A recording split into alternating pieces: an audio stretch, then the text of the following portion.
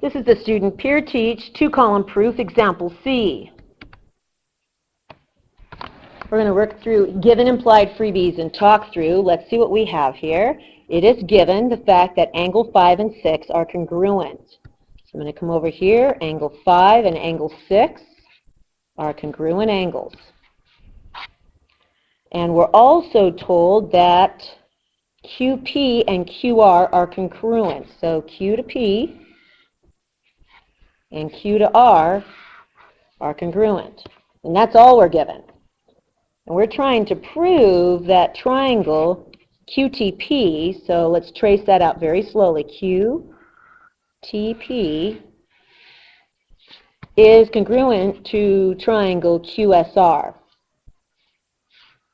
That's Q, go to S, go to R.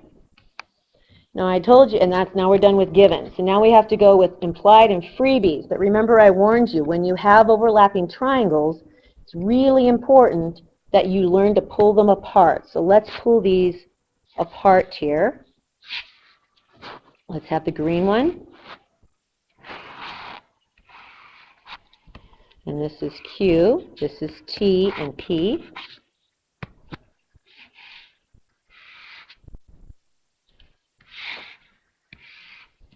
And this is Q again, that's S and R.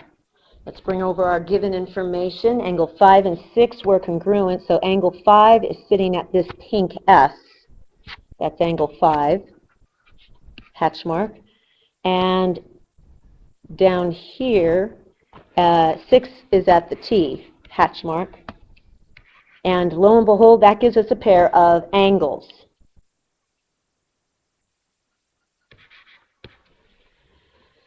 And then we're also told that Q to P,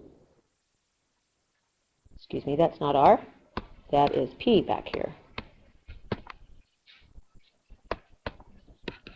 Q, no, I made R again. I must like R's. P. We're also told that Q to P, which is from here to here, is the same as Q to R, which is from here to here. And we have an S. Yes, we have a side. So far we have an angle and a side. So now we have two choices. We have to see whether we're going to end up with angle, side, angle, or whether we're going to end up with angle, angle, side. We're not sure which one or which way we're going to go. But let's ask ourselves, is there a freebie? There's a freebie here. And if you look really carefully, both triangles overlap exactly at Q. They overlap exactly at Q. It's the exact same angle in both. Notice we have it here as well. So bring that down, and now we have an A. So you should be able to see now is that we have an angle, and then we have another angle, and then we have a side. So it's a tail, not a hamburger. On that note, let's do our write-up.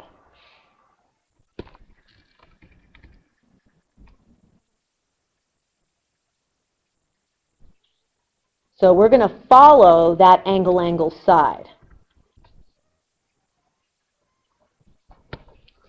So let's follow, excuse me, yeah, it's angle, angle, side. So let's follow exactly that. So we got our first angles from the given. So we're going to write the measure of angle 5 is equal to the measure of angle 6. Why do we know that? It is given. That's our first pair of angles. Then we know that the Q is exactly equal in both triangles, so I write measure of angle Q equals measure of angle Q. I know that looks a little strange. That's called the reflexive property. An angle or a side is congruent to itself. That gave us an angle. And then we have our side, QP, is equal to, here, QR. And the reason why I know that is because it's given.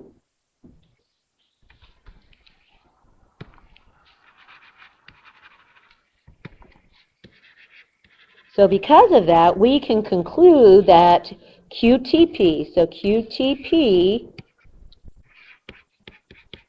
is congruent to QSR, and the reason is because it's angle, angle, side. Side, angle, angle is the same thing.